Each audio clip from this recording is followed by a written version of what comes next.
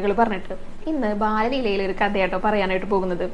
നമ്മുടെ ഉണ്ണിക്ക് ഏകദേശം ഒരു 2-2.5 വയസ്സൊക്കെ പ്രായമുള്ളൂ. അപ്പൊ ശ്രീതാമാവിന്റെ കൂടെ ഇരുന്ന് കളിക്കാം. ഈ ഈർക്കിളിക്കോല് കൊണ്ടുള്ള പ്രത്യേക കളികളൊക്കെ കളിക്കുന്നത്. അപ്പൊ ശ്രീതാമാവാണെങ്കിലോ 2 കടം വെച്ചിട്ടുണ്ട് ഭഗവാനാണ് കേട്ടോ കടം. ഇത് വീട്ടിട്ട് ഇവിടുന്ന് പോയാൽ മതി എന്നാണ് പറഞ്ഞിരിക്കണേ. ഇതിപ്പോ എത്ര കളിച്ചിട്ടും തോൽക്കാന്നല്ലാണ്ട് ഈ ആള് ജയിക്കണമൊന്നും കാണാനില്ല. എന്നാ പിന്നെ ഇത് വീട്ടിട്ട് തന്നെ ഇവിടുന്ന് പോകുള്ളൂ എന്നുള്ള വാശിയിൽ ഇരുന്ന് കളിക്കുക. അപ്പോഴാണ് യശോദാമ്മ ഭഗവാനെ ഊണ് കഴിക്കാനായിട്ട് വിളിക്കണത് കേട്ടോ.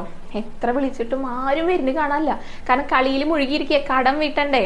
അങ്ങനെ യശോദാമ്മ തോറ്റുപോയി വിളിച്ചിട്ട്. കാണാതായപ്പോ യശോദാമ്മയ്ക്ക് ഒരു സൂത്രം തോന്നി. യശോദാമ്മ പറഞ്ഞു, ഇന്നല്ലോ നിൻ പിറന്നാൾ പൊടി ചെളികൾ അണിഞ്ഞെന്തി വണ്ണം നടപ്പൂ ചോദിച്ചുടനെ ചാടി എണീറ്റുട്ടോ ഭഗവാൻ. കാരണം പിറന്നാളാണല്ലോ. എന്നിട്ട് വേഗം ശ്രീതാമാവനോട് പറഞ്ഞു, അതെ പിറന്നാളിന്റെ അന്ന് കടം കൊടുക്കലുമില്ല വാങ്ങലുമില്ല, ഉള്ള കടം വീടലും കഴിഞ്ഞു എന്ന് പറഞ്ഞിട്ട് ഒറ്റവട്ടം യശോദാമ്മയുടെ അടുത്തേക്ക്. എന്നിട്ട് പറഞ്ഞു, അമ്മേ എന്നെ വേഗം കുളിപ്പിച്ചു തരൂ, കാരണം പിറന്നാളാണ്. അങ്ങനെ വേഗം യശോദാമ്മ കാളിന്തിയിലേക്ക് കൊണ്ടുപോയി ഭഗവാനെ. രോഹിണിയമ്മയും ബലരാമേട്ടനും ഗോപികുമാരും എല്ലാവരും ഉണ്ട്.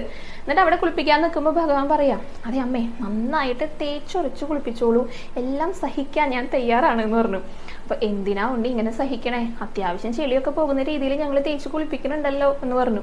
അപ്പൊ ഉണ്ണി പറയാണ്, അതെ എന്റെ നിറം കറുപ്പല്ലേ, രാമേട്ടന്റെ പോലെ വെളുക്കാനായിട്ട് അതാണ് അങ്ങനെ കുളിപ്പിക്കാൻ പറഞ്ഞത് എന്ന് പറഞ്ഞു. അപ്പൊ രാമേട്ടൻ ഇങ്ങനെ വെളുവിളാന്നല്ലേ ഇരിക്കുന്നേ, ഇതുണ്ടോ ഈ കറുപ്പ് മാറിയിട്ട് വെളുപ്പാകാനായിട്ട് പോകണു. അപ്പൊ എല്ലാവരും കൂടെ ആശ്വസിപ്പിക്കണം ഭഗവാനെ.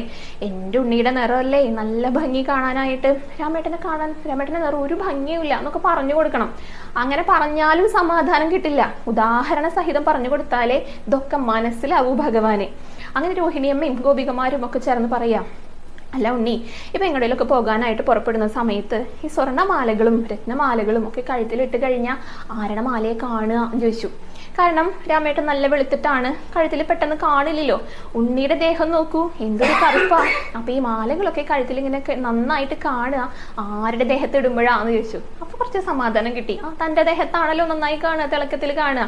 ഈ കൈകളൊക്കെ ഒന്ന് നോക്കി, ഈ വളകളൊക്കെ ഒന്ന് നോക്കിയേ, ഇത് ആരുടെ വളകളാ കാണുക, രാമേട്ടന്റെ കയ്യിൽ കിടക്കുന്ന വളകൾ കാണാൻ വല്ല ഭംഗിയുണ്ടോ?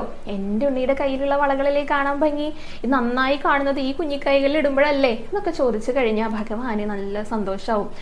താൻ തന്നെയാണ് കേമൻ, തന്റെ നിറം തന്നെയാണ് കേമം എന്നൊക്കെ അങ്ങനെ മനസ്സിലാക്കി കൊടുക്കണം.